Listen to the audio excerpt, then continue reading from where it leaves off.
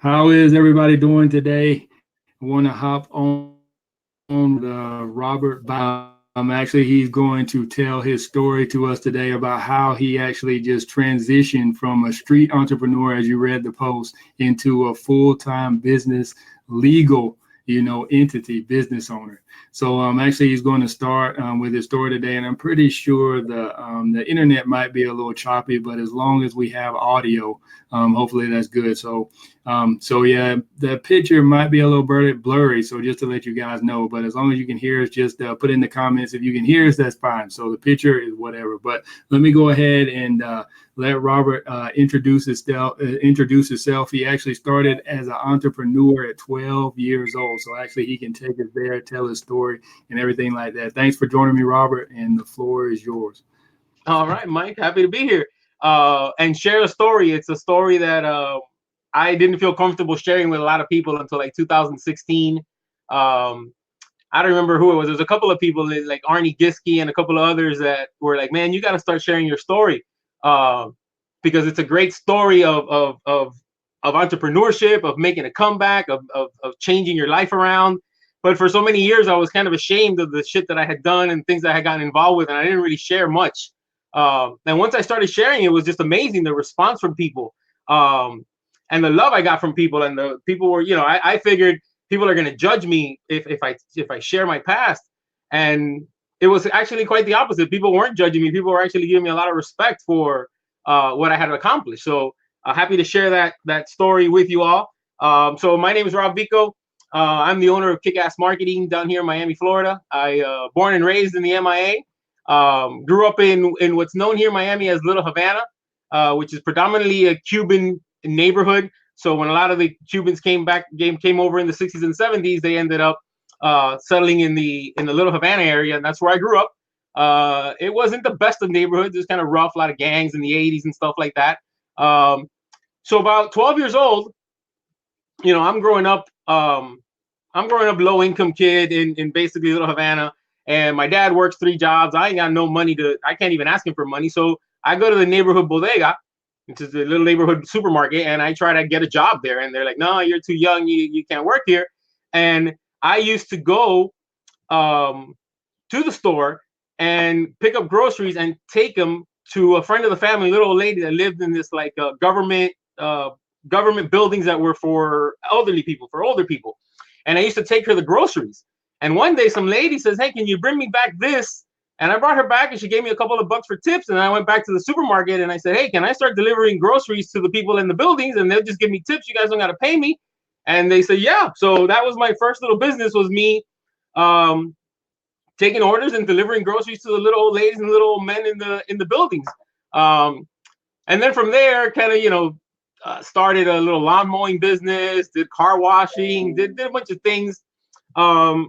And then kind of thing took a turn when I turned 15. My parents put me in a private high school, and they worked their asses off to pay for that private school education. But when I got there, and I was for the first time in my life around people with money, like kids whose dads were doctors and attorneys and engineers and architects and judges, I kind of felt way out of place, and I started to do shit to make money. So at 15, I started my next business, which was selling weed, right? I figured I'm from the hood in Little Havana. I know where to get the weed. All these rich kids want to buy it. So I started selling weed in high school. And that kind of was the start of my entrepreneurial journey as a street entrepreneur, as I like to call it. And so about 19 years old, I got a job working at a nightclub in South Beach.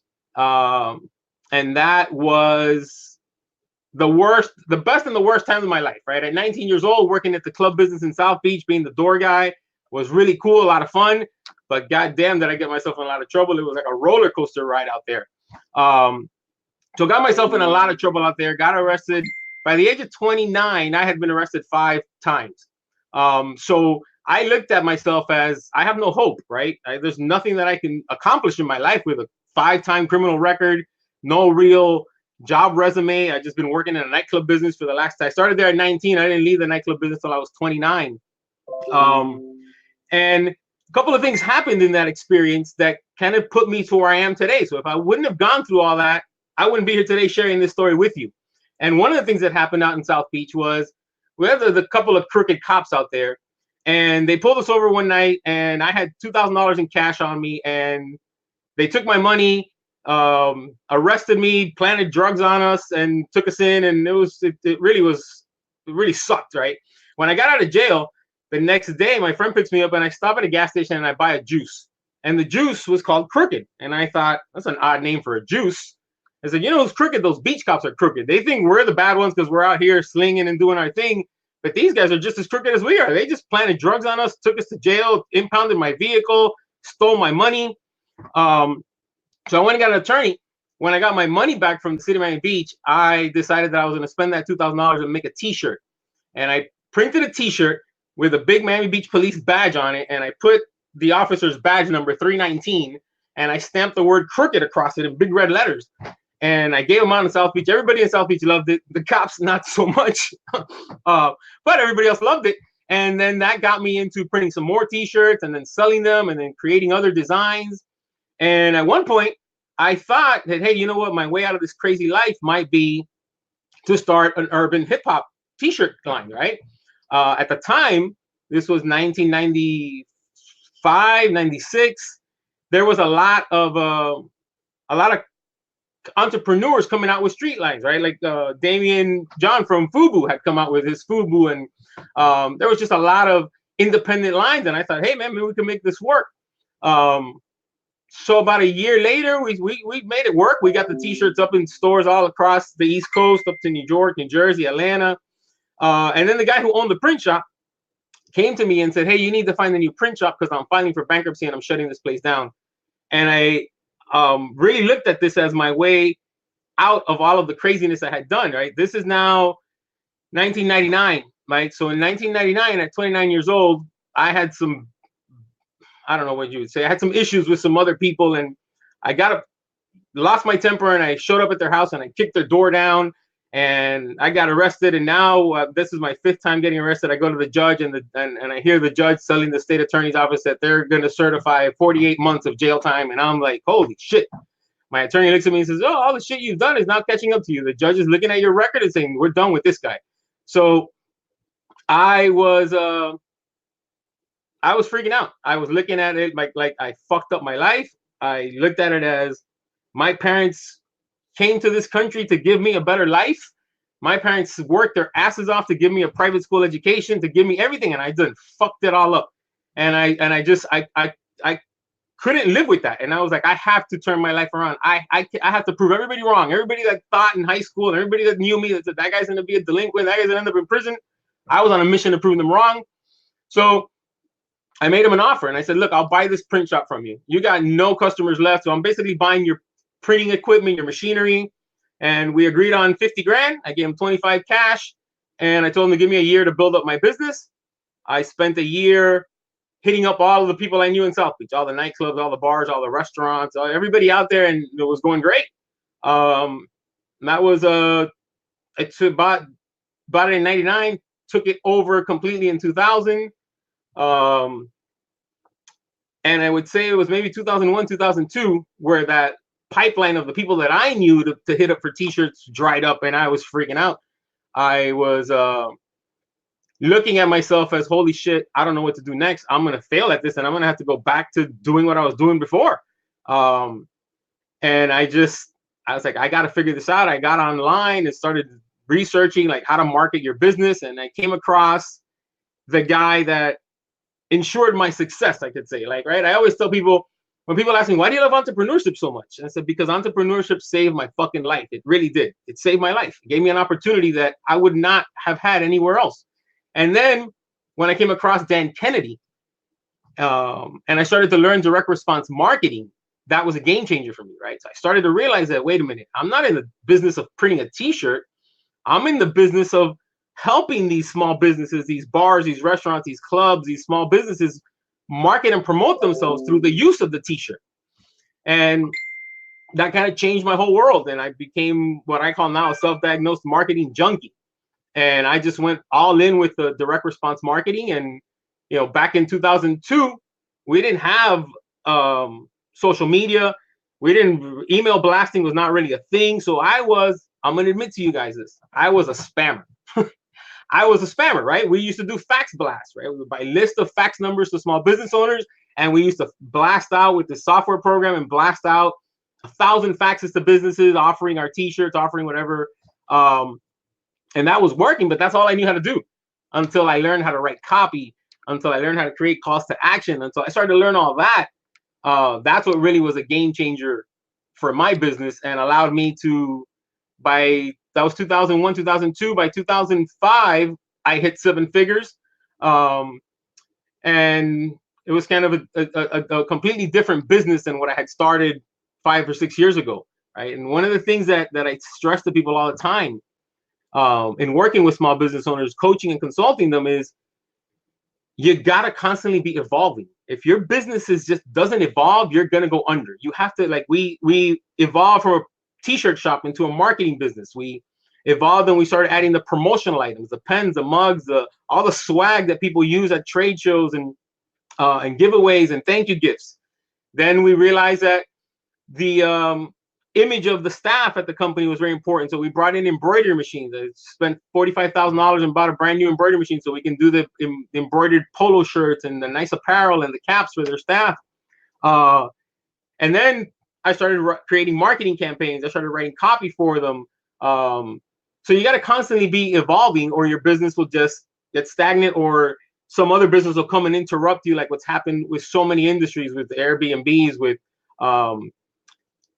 what's happening with real estate now, with Zillow and even Amazon moving into real estate, and real estate agents are freaking out. So you got to constantly be evolving. It's not just, hey, I'm a business owner and this is what I do. So Mike, I can talk on and on and on and on. I don't know if you want to jump in and ask me some questions, or maybe you want to get some questions from your viewers, or maybe you got some questions for me. That kind of gives you a rundown. Oh, I was trying to bring you up to speed to where I am today, right? So one of the things that I left out in all of that is last year, 2018, I got divorced.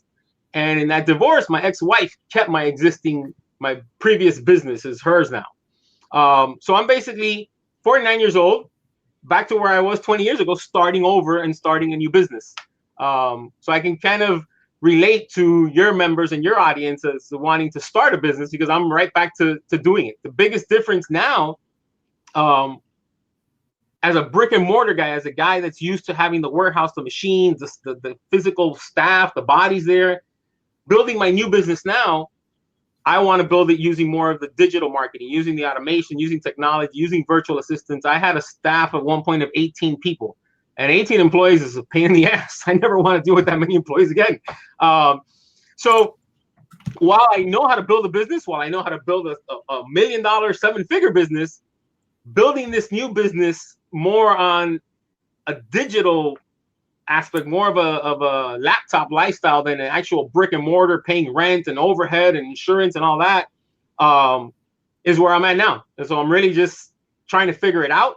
I get that, the marketing is marketing is marketing. So the same strategies that applied offline are going to apply online, but it's a little bit of a mindset shift for me in getting used to the digital marketing side of things, which makes running a business so much easier and growing a business so much faster. And you can get your message out to so many people so fast. Yeah, so if you guys have any questions for Robert, just go ahead and put them in the comment box below. But one question I have is, as far as your direct response marketing, I know obviously it has changed a lot. The rules and regulations have changed. What changes have you seen personally since you pretty much been in the trenches with everybody? I mean, what exactly has changed with email marketing? Well, I don't really do a whole lot of email marketing. What we used to do a lot of when I had my business was a lot of offline marketing. It was a lot of direct mail, right? A lot of sales. And not when I say direct mail, like direct mail is one of the things that I'm really good at. But people tell me all the time, "Oh, Rob, direct mail doesn't work." I'm like, bullshit. It doesn't work the way you're doing it. That's like people will say emails don't work, Facebook ads don't work. This isn't bullshit. It all works. It just doesn't work the way you're doing it, right? So now, in about 2012, I made the mistake of kind of getting away from my old school offline marketing, thinking that I needed to go like all in with digital marketing. And then in 2016, I kind of took a shift and I realized I was like, wait, it's not about offline marketing versus online marketing, which is what I did. I basically looked at it and I said, well, I'm not going to do this old school stuff anymore. I'm going to jump into what everybody's doing now, and it's automated. It gives me the speed of doing it. My mistake was going all in just one platform, right? What I mean by that is offline businesses like mine, brick and mortar guys with warehouses, storefronts, chiropractors, dentists, all that. For the most part, we built our businesses using offline marketing, right? So myself and plenty others that I know will build a multiple 7-figure business just using old school direct response marketing, direct mail, getting out to trade shows, chamber of commerce, networking, that kind of thing. And they don't really do much digital marketing. And then when I went to my first ClickFunnels event, and I came across all of these digital marketers, and I went out to the vendor area. I don't know if you guys have ever been to the funnel hacking event. There you go. Well, you got these vendor areas, right? And you got the guys out there with their tables and their booths. And I looked at it and I was like, this is terrible. These guys would never, ever, ever put their logo as the headline on their landing page, on their sales page. But yet here you walk up to their booth, and what they got is a big logo, a big banner with just their big logo. It was only one person that did a really good job, and that was this Rachel, I don't know how to pronounce her last name, Rachel Mikolov or something like that. She's an accountant. Oh, she's from New York, right? Yes, her. And she had her booth that said, make more profits now. Big banner said, make more profits now. You look over there, and she's got a mob of people in front of her booth all trying to figure out, well, how do I make more profits? And her strategies are, save money on taxes and things like that, where you can keep more of the profit. But she did it right. And at that moment was when I realized, I was like, man, so many of these digital marketers are built 7-figure businesses doing digital marketing, don't do any offline marketing. That's when I started to think, what if we blended these two worlds together? The offline guys brought in online, and the online guys brought in offline. And then I started using my direct mail campaigns to drive people online. So we're using an old school offline method, but we're using that to drive them to the landing page. We're using that to drive them to our lead generation, our lead magnet. And then I do the same thing in reverse, right? So when I did my book, Outrageous Promotions and Outrageously Effective, I thought of doing it as an ebook. And then I realized that, wait a minute, if I print the book, if I do a physical book, then I have to mail it out to you. Once I have to mail it out to you, I got to capture your address. Once I capture your address, Mike, now I can send you my offline marketing. Now I can send you sales letters. I can send you catalogs. I can send you samples of, little promotional items that you can use and things like that. So that was another strategy where I used online marketing, right? We're generating views on my book through online marketing, but driving them then offline. And that's when I really started to focus on creating marketing campaigns that blended both worlds together and drove them from online to offline and offline to online. And that kind of shifted again, once again, evolving my business and kind of shifting away from just selling a commodity. Because it gets to a point where people are like, oh, I can buy that pen cheaper online, or I can buy that mug. And I could go back to them now and say, well, I'm not selling you a pen. I'm selling you a campaign. I'm selling you ROI. I'm selling you a way to get more clicks, to get more emails, to get more sales, right? So it kind of changes the equation where it's no longer about what the actual product is costing. A good example, like you might use a pen to send out to members who are going to renew their contracts. And you might say, I've even sent you this free pen, right? The pen is just a hook. It just gives the direct mail piece lumpy. It creates the reciprocity. You in the sales copy, you'll put, hey, I even made you as a small favor, I even included this free pen for you, right? So there's ways to use the copy to push that reciprocity that's built in from giving them that little gift. And so I've been doing that, and now working on taking those marketing campaigns and creating them in a generic kind of done for you format where Mike C can come and say, hey, slap my logo on that. Here's a template of a sales letter. A plumber, dentist, anybody can use these campaigns and give small business owners a way to have real multi-step marketing campaigns without having to pay tens of thousands of dollars to a marketing agency or an ad agency to create those for them. So that's what I'm trying to do now with my new business, Kick-Ass Marketing. All right. All right. So if I am, if I am an entrepreneur or actually an employee looking to go into, to become an entrepreneur, I might be sitting back thinking, this guy, Robert, man, he's pretty good. He started, he was in business since he, started at 12 years old doing groceries. I think seems as though he was born to be an entrepreneur. I might be saying, I don't have what it takes. I don't have the skills. It's like, where can I actually begin? Where can I start? If I'm 22, 23 years old, I have no, just have, a high school diploma, or maybe I don't even have that. How can I get started at being an entrepreneur? Well, listen, the first thing you got to do is stop believing that you can't do it, right? Because I tell people all the time, if an ADHD broke ass kid from Little Havana with a 5-time felony arrest record and a GED, because I ended up getting kicked out of private high school that my parents put me in, and I got a GED. So if I can accomplish becoming an entrepreneur, I think anybody can accomplish it, right? I did. You just have to have that motivation. You got to believe in yourself, and you have to have that motivation, right? My motivation was I didn't want to end up in prison, which is a pretty damn good motivation to say I got to turn my life around, right? So, but you can't doubt yourself, and you got to start. You just got to start and make that first dollar, right? One of the things that really annoys the shit out of me with marketers, and I'm one of them, is, we, especially digital marketers, right? Not so much digital marketers, more of the course creators and the program, right? These guys want to make it seem that everybody's going to hit 7 figures and you're going to make this much, and right? You can, but the reality of it is that even if you don't make 7 figures, making that first dollar is what really, really matters, right? You can have a successful business and never get to 7 figures. I know plenty of businesses that do multiple 7 figures and they're broke. They're like living cash flow to cash flow, week to week, and they're running a $4 million business. You see this on Shark Tank all the time, right? People come in and say, "Oh, we did 4 million last year. How much did you make?" "Oh, we lost $300,000." You're like, what the fuck, right? So don't believe the hype. Don't fall for the BS, man. It's not about making $1 million. It's about making that first dollar, and then making $10, and then making $100, and then making $1,000. And you can't let it overwhelm you, because it can be an overwhelming journey if you look at this big picture and think, "Oh, I gotta listen to what Brussels says, and I gotta make the 7 figures and get my what is it, the 7-figure award that Click gets and all that," right? 2 comma. Yeah, the 2 comma and the 3 comma and all those awards, right? So I think sometimes they make entrepreneurs that aren't at that level feel that they're failing. They feel that they're not doing good enough because they're not getting to that level, and that's bullshit. The other thing that I think is complete bullshit is you ain't gonna run $1 million business and start driving Ferraris and Lamborghinis with $1 million, because after you take out your overhead, your costs, your expenses, everything else, you ain't living off you ain't living that lifestyle off $1 million business, right? I know plenty of entrepreneurs with. I have a $1 million business. I don't drive around in a Ferrari and Lamborghini, right?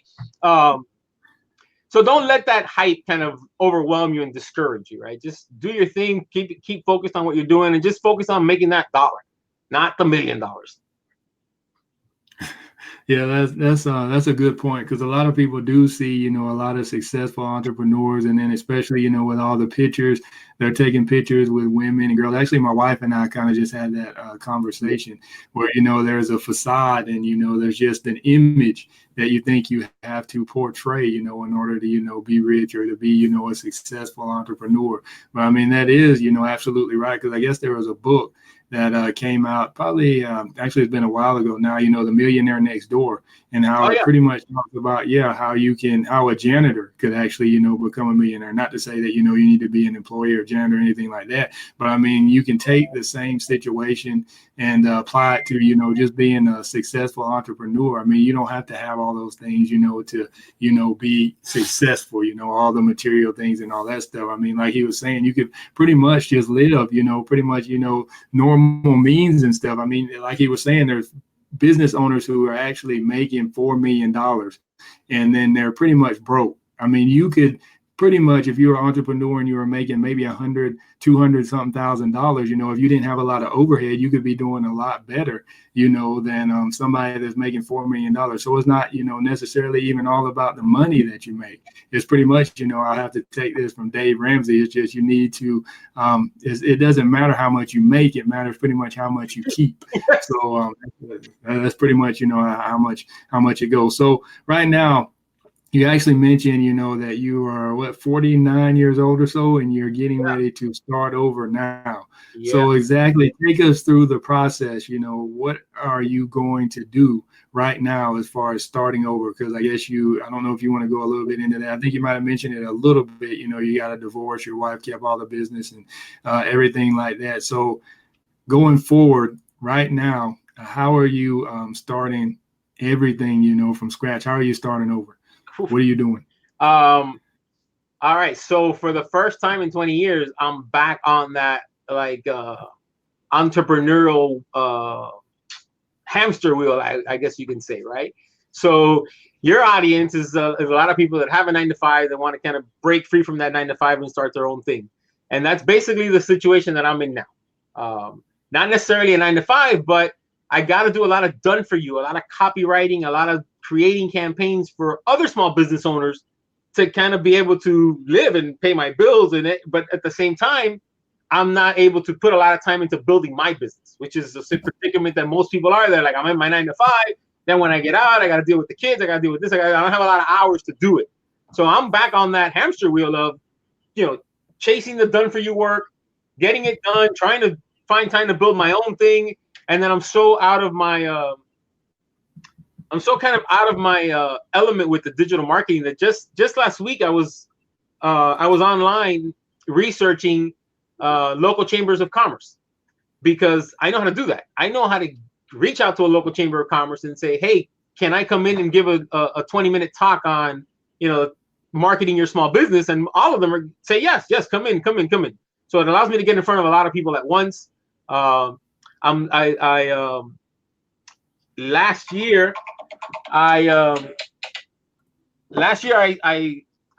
thought that I wanted to go all in with being the funnel guy, right? I thought I wanted to help small business owners, offline brick and mortar business owners, implement simple, basic lead generation funnels and just kind of get them started with digital marketing and using funnels in their business. So I started the Small Biz Funnel Pro, and I set up at a local chamber of commerce, what they call a tabletop show. It's like a little trade show. They get about 40, 50 businesses in a big conference room, and they give us all a little table. And I set up my Small Biz Funnel Pro there, offering small business owners how to build funnels, and it worked. I got two accounts out of there. I was offering the build the funnel. What I realized was that as the small business owners that don't have a funnel, it's not just building a funnel. I had to write copy. I had to create the offer. I had to create the call to action. I had to create everything for them. So I was offering this done for you entire lead generation system for $4,900. And I walked out of there with 2 clients that day. And I thought, oh, this is freaking great. That was an easy 10 grand. I paid $300 for the cost to set up my table. Got, a little table cover, a little pop-up banner, and did it. But as I was doing it, I just kept thinking, I gotta break out of my own little box. I'm going back to doing the old school way, getting in front of people, because the digital side of it to me is wrapping my head around it all is been a bit of a tricky balance, right? So then I went and I met with Jeff Miller. I don't know if you guys are familiar with Jeff Miller and his agency Scaling Secrets, right? So we're both down here in Miami. So I went to go sit in Jeff's, as he calls it, the yelling chair, and have Jeff yell at me for a little bit. And what he said to me was, he says, why the fuck do you want to be the funnel guy? You're competing with a million other guys that want to do funnels. Everybody wants to go out there and build funnels. Why would you do that? You have 20 years of expertise, of knowledge, of case studies, of testimonials. You got your book. You got all this content. Why not just focus on creating those offline campaigns that you're so good at? And with his help, I kind of figured out what my niche would be, right? So now I'm focusing on helping digital agency owners, right? By digital agency owners, I mean digital marketing, Facebook ads, the chatbot guys, the funnel guys, all of those guys, like you, need to get the small business owner, the brick and mortar guy. You need that dentist, that chiropractor, that plumber. You need that guy to run your services for them. But most of you don't know how to reach that guy offline. Most of you just want to wait for that guy to come across you on Facebook and then click on your stuff and find you, right? Where what I'm doing now is I'm helping you create a Dream 100 list, right? Which is something Russell and Dana Derricks talk a lot about. So I'm kind of writing on that coattail of the Dream 100. Hey, look, create a Dream 100 list, and I'm going to help you create these kick-ass marketing campaigns that we can use to get your message right into the hands of that business owner. You're not going to sit back and wait for them to find you. We're going to say, hey, these are the 100 customers that I would love to work with. and we're gonna start doing some campaigns and getting their message right in front of them, getting their message right in their hands. And the first campaign that I'm developing, I want to develop these campaigns almost in a template format where Mike C can get it, fill in the sales letter template, slap his logo on it, and get these out to his Dream 100. And one of the campaigns that I showcased, I was doing a Facebook Live show for about 1.5 years every Monday called Rob Help My Marketing Sucks. And in one of the episodes, I had Arnie Giske as a guest, and Arnie wanted me to showcase some of these kind of offline marketing campaigns to his MEC members, which are mostly all digital. And we had a great time doing it, got a great response. But the campaign that Arnie loves is this campaign that we use where we sent out the sales letter. Not we, actually. I didn't create this campaign. This is an industry campaign. I just kind of replicated it. They sent out a letter in a little safe. And they send this letter out to 170 executives at trucking companies. And they got 170 people to book a sales call. They got a 100% response rate to that campaign because of the way they got that campaign into the hands of their target audience. So Arnie loved it. Arnie talks about it all the time. And now we're kind of creating that campaign where I have these little safes, right? So we send out the little safe. Inside the little safe, I don't know if this one's open. Yeah, inside the little safe, we have your sales copy, your sales letter in there.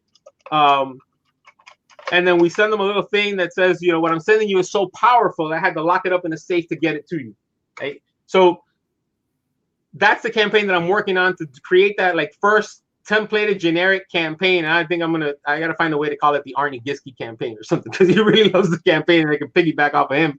So that's kind of what I'm doing. I'm trying to help digital agency owners like you get your message right into the hands of the brick and mortar business owners. So that gives me a very niche market to go after, which is really what I was looking for. I didn't want to do like I did for the last 20 years. So the last 20 years, we just worked with the masses. So we worked with everybody from plumbers to dentists to attorneys to trucking companies. We did shit for everybody who came to us. And now starting over, I was like, I don't want to make that mistake again. I want to find the niche, narrow down, and just become the expert in that niche. And I got to really give a good shout out and props to Jeff Miller, because he really helped me figure that out. If not, I would have been offering these marketing campaigns to everybody, and it would have been a lot harder to establish my business. And, you know, now that we go on that, I go off on a bit of a tangent, because when I run local mastermind groups, right? So we meet once a month. We got 6 business owners. We meet in the conference room. So in running these groups and coaching these small business owners, one of the things that I get a lot of is, but if I pick a niche, then I'm leaving money on the table. Like, why wouldn't I want to sell to everybody, right? Why would I only want to sell to these people? So this is an important thing for your audience to understand, that once you narrow down, it's so much easier. Your message is very targeted. Your resources are more effective because you're targeting just to those people, and you really become the ace in that industry. What I mean by ace is the authority, the credibility, and the expert in that industry. So that's what I'm looking to do. I'm looking to take my 20 years in the promotional branding, in the swag business, in the marketing business, and just become that expert guy that creates these kick-ass campaigns only for digital marketers, to help digital marketers. That's what I'm focusing on now. Yeah, so that's good. And I do know Jeff Miller. Actually, I got to interview him. I guess that's probably been maybe about 6 months or so ago.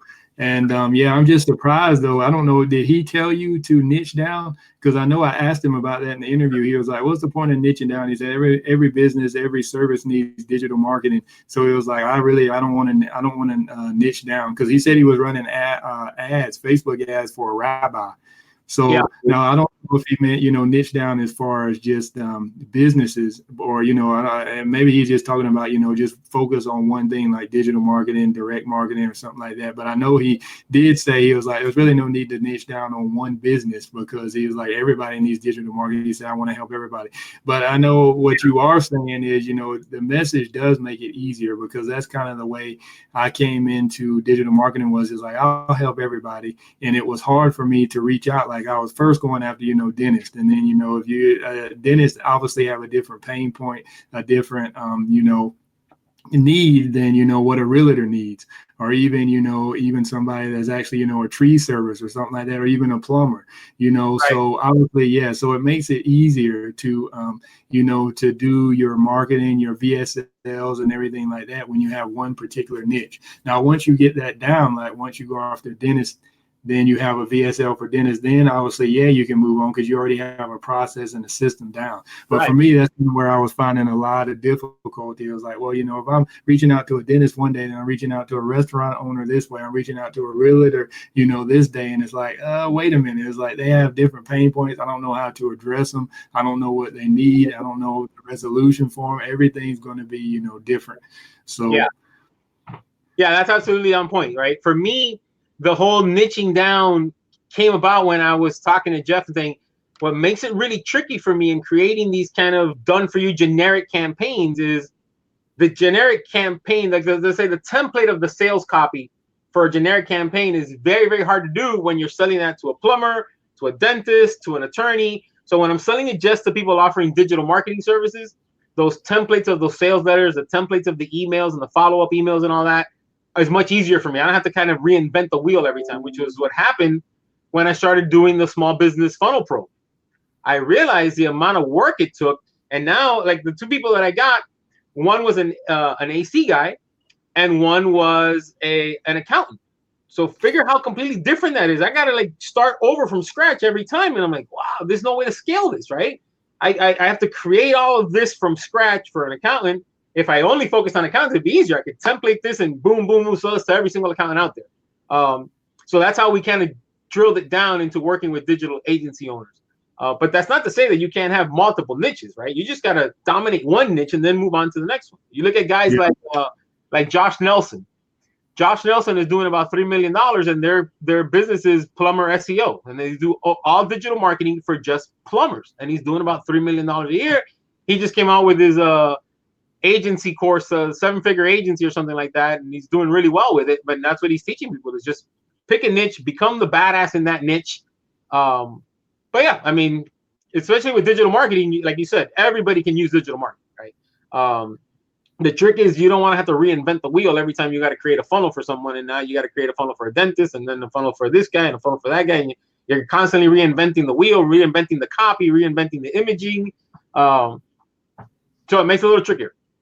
Yeah, it does. And especially if you're just getting started, I mean, it's just you. It's going to take all your time and everything. But I don't know if you guys caught this or not, but Robert actually said something, key as a business owner, especially if you guys are just beginning. He said there was no way to scale the process that he was doing. So that's something that you guys have to think about as far as being able to scale. So you need to put systems in place that are easily scalable, because if not, then you'll pretty much just be on, a straight line, a horizontal line, where you won't be able, you'll just expand outward, but you'll never grow up. So that point that I want to take away, as far as he said, just scaling your business. So I guess looking back over your career, and I guess ever since you got started when you were 12 years old, what actually stood out to you as a big aha moment? And like, what moment did it, it all click? And you were like, well, let me just, because of this, that's why, I am the person I am today. Well, from a business and a marketing standpoint, it would be the moment that I came across Dan Kennedy and started to understand direct response marketing. Because before that, the marketing I was doing was just kind of looking at what other people do, right? And that's a lot of brand marketing. Like as a small business owner, we can't do the same shit Coca-Cola and Nike does, right? We got to create direct response marketing, and the name implies what it is. It's we need to get a response to this mailing piece, to this campaign, to this trade show event, whatever we're doing. We need to get a response, and we need to get an ROI on this, right? But we can't just, spend $5,000 and drop an ad in a magazine that says just do it. Right? This is not going to work for us.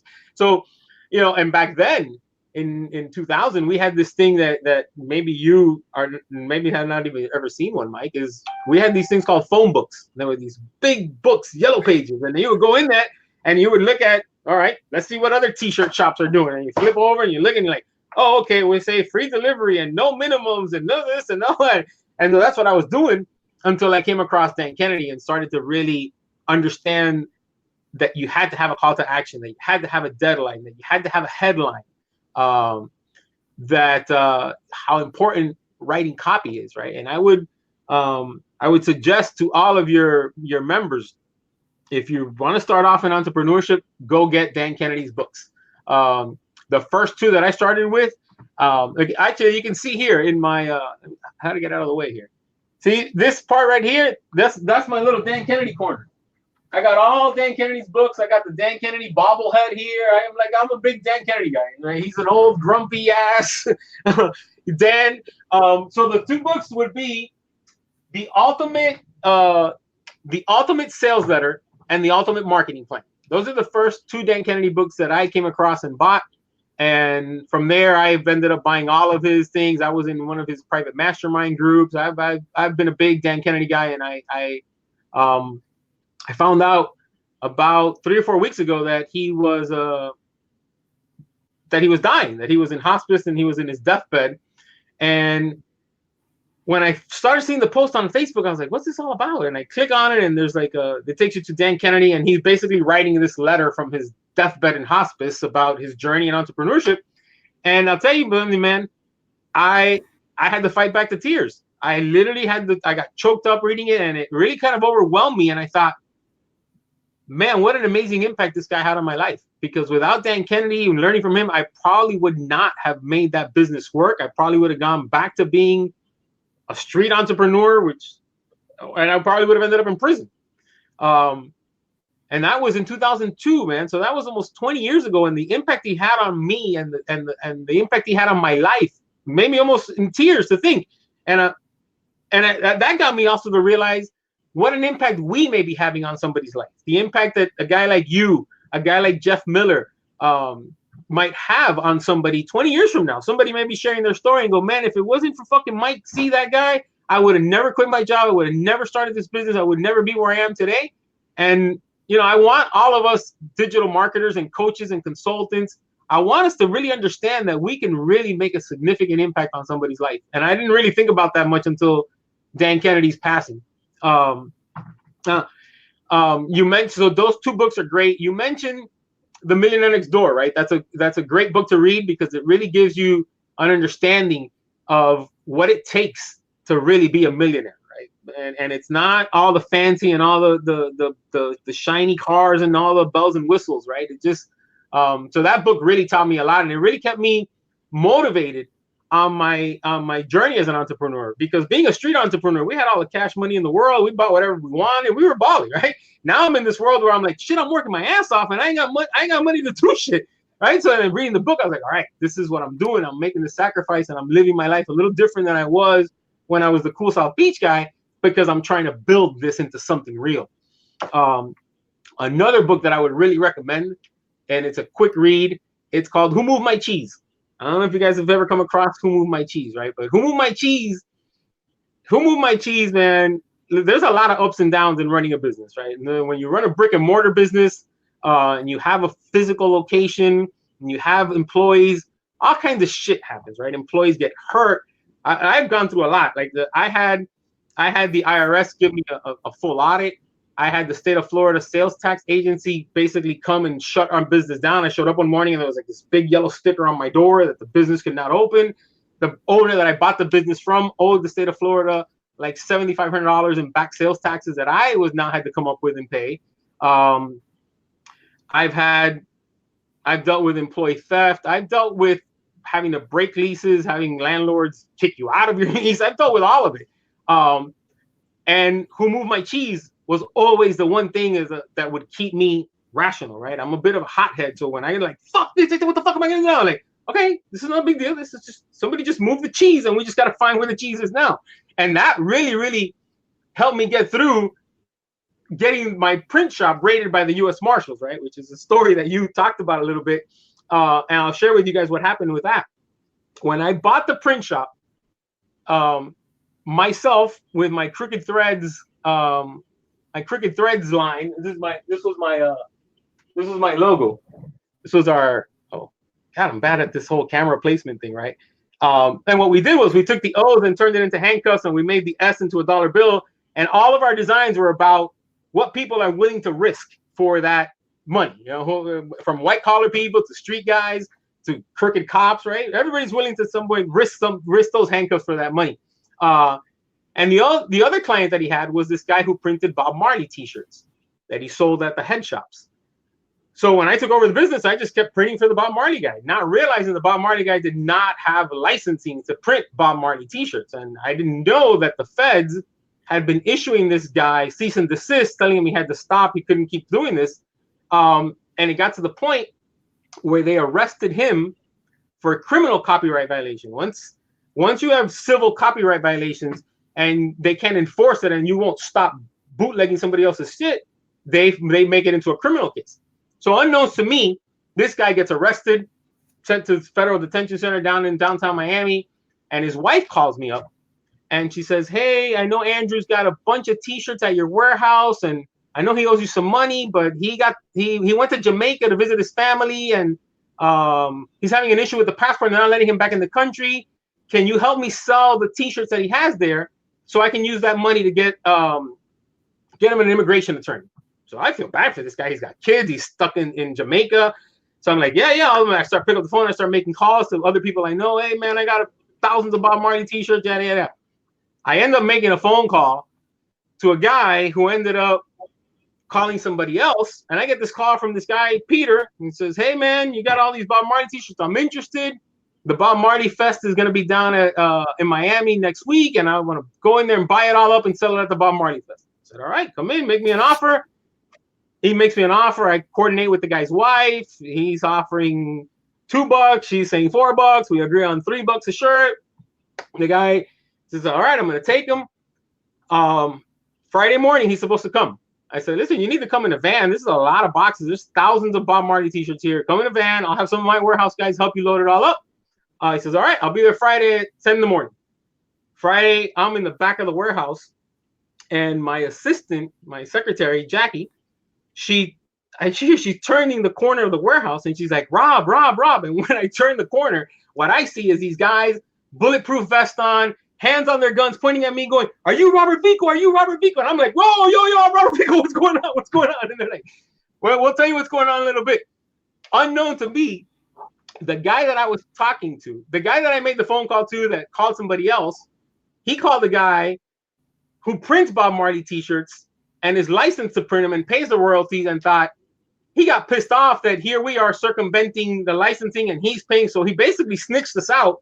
And the guy that I was talking to was one of Bob Marley's attorneys. And they were recording all of my phone calls.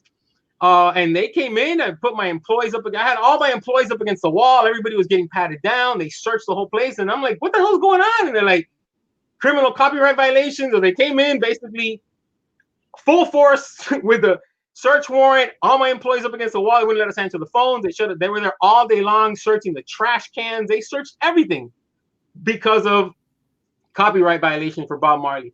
I ended up getting hit with a $15,000 fine for printing the Bob Marley shirts. They were like, "You were the guy." I said, "This isn't mine. This is the guy. You're the one who printed it. You're the one who has it in your possession. This is yours." So I got hit with a $15,000 fine. And an injunction that if they ever catch me printing Bob Marley t-shirts again, it's an automatic $75,000 fine. So, needless to say, we do not print Bob Marley t-shirts. We do not print any. You come to me and you say, "Hey, Rob, my daughter's birthday party, she's going to be 5 years old, and I want to print a Mickey Mouse happy birthday." I was like, "Listen, unless you get me permission from Mickey Mouse or Walt Disney, I ain't printing that t-shirt for you." It's one of those things where you think, they're not going to do anything about it. And yet, here I am, full force raid. My neighbors from across the warehouse is a forklift company. When they saw the U.S. Marshals bringing out, the guy came with these like big black duffel bags and they were putting them in the duffel bags. They were saying that they were bringing out kilos of cocaine from my warehouse. And I'm like, no, those are t-shirts and not kilos of cocaine, guys. So I got a bad rap in the whole warehouse park there. But the whole point of that is the "who moved my cheese" is what just kept getting me through that whole thing, and overwhelmed with the experience, overwhelmed with the $15,000 fine. I just kept saying, "All right, this is just somebody just moved the cheese. This is a little setback, a little inconvenience. We're going to work through it." And you do it. That's the biggest trait I would have to say that you need as an entrepreneur is resilience. You got to be that kind of person that gets knocked down and gets right back up and says, what? That's all you got? Like, if you stay down, you just stay in your 9 to 5. I mean, because you're going to deal with shit. I mean, just like people doing their jobs. When the economy tanked, I had a bunch of friends calling me, going, man, they cut my hours, man, they laid off a bunch of people. They're like, damn, Rob, I wish I had my own business like you. And I would be sitting there, economy tanking. My business went from $1 million business to 600,000, and I'm sitting there going, God damn, I wish I just had a job and could just get a paycheck, right? And my friends are thinking the opposite. So the grass is never greener on the other side, right? As an employee, you got to deal with shit. As an entrepreneur, you're going to deal with shit, right? It doesn't necessarily make one side or the other. Yeah, I heard a saying that says the grass is always greener over the septic tank. So yeah, that's. I thought there's the one that says the grass is always greener where you water the grass, right? Like, just take care of your shit and you'll be fine. Yeah. But yeah, that's a good way to put it.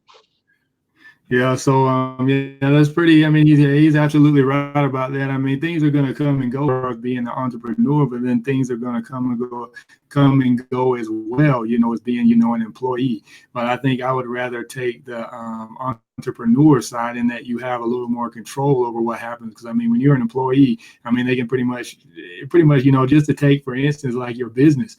I mean, even though you're in charge and everything like that, the employees there, they didn't have any idea, what was going on, which business owner should take all the responsibility. I mean, Gary Vee said, he doesn't look at anybody in his business. If something goes wrong, if something goes good, he says it's his fault, regardless of whatever. It was my fault, I'm the reason why it happened. He said, doesn't matter, what, I put everybody in charge of making decisions and positions.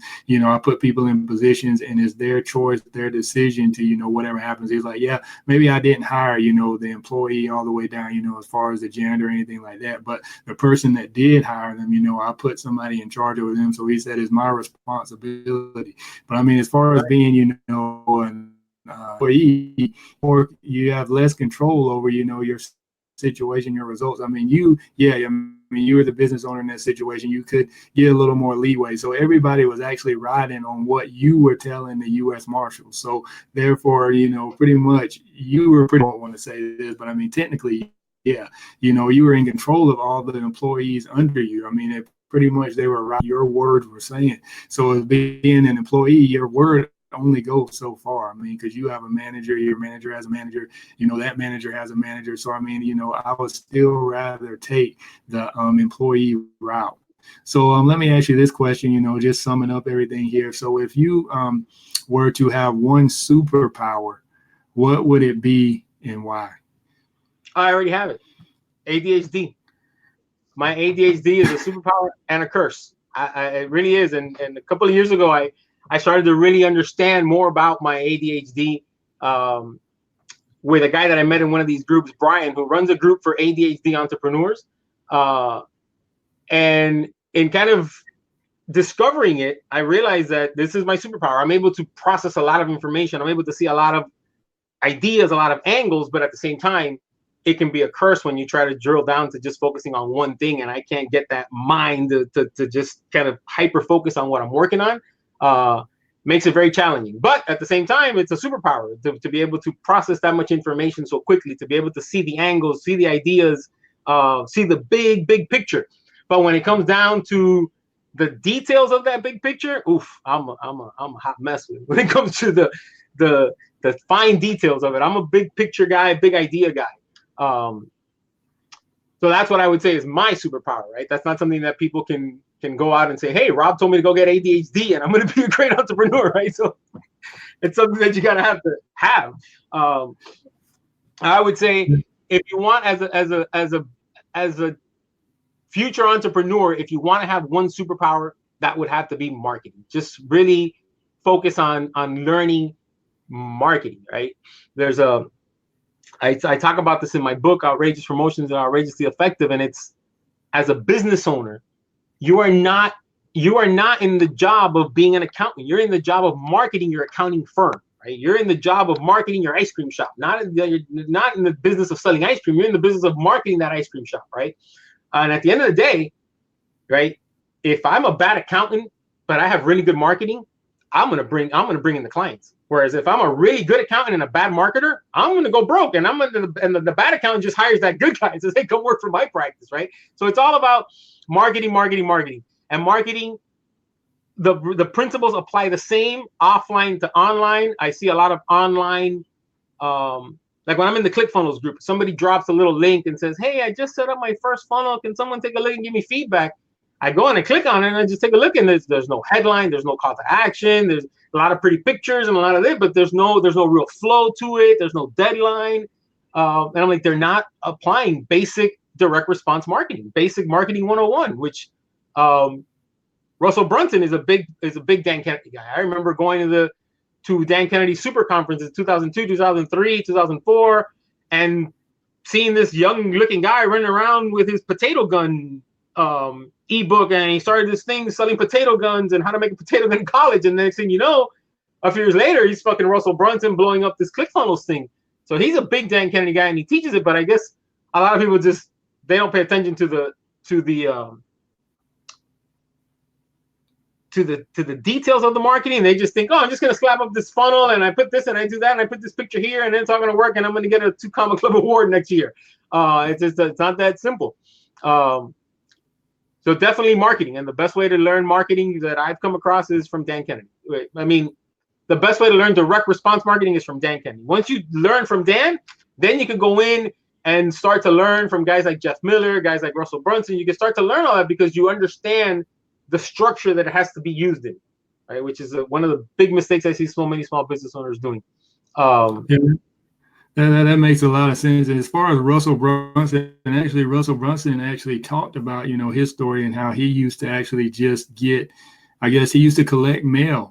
And he would read, open up, the flyers and the mails and all, all the flyers and stuff most people don't get. And I think he actually requested that they send him, all those to his house. And then he actually used to read, the headlines and the copies and all that stuff. So obviously, you can learn from Dan Kennedy, which obviously he just said Russell Brunson used to learn from Dan Kennedy. And then he also used to learn from reading, different headlines and stuff too. But that's a tip as well, because obviously you can go on, on Facebook, go to a fan page on Facebook, look at page transparency, and then you can see which, how, I guess, different niches are running different ads and everything like that, what headlines are using, what copy they're using, and everything like that. And then the ones that have been around or running for a long time, obviously, they must be working because they're spending money on those. But the ones that, that haven't, are not running anymore, only been running for a short time, don't necessarily look at those. So that's another way to, that you can learn, copywriting. Like you might say, well, I don't have any money,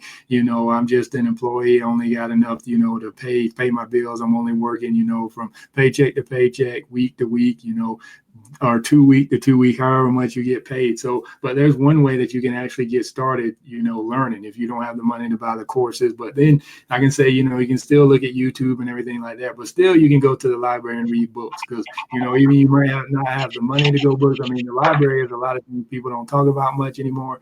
Actually, direct response marketing is a lot of things people don't talk about that much anymore either. So, I mean, some of the things that we used to do in the past are still effective today. So I thank Robert Vico for hopping on with us and sharing his story, his life lessons. And you can check out his book as well. And go ahead and tell me the name of the book. I'm going to have to read it down here. So outrageous promotions that are outrageously effective. Yeah, you can grab that over on Amazon. What's really cool about that book is it not only teaches you how to create these offline type of campaigns and how to create a campaign to get more referrals, how to create a campaign to get more upsells or more cross-selling. But in the back of the book, I have a case study section. It's like a swipe file where I have 50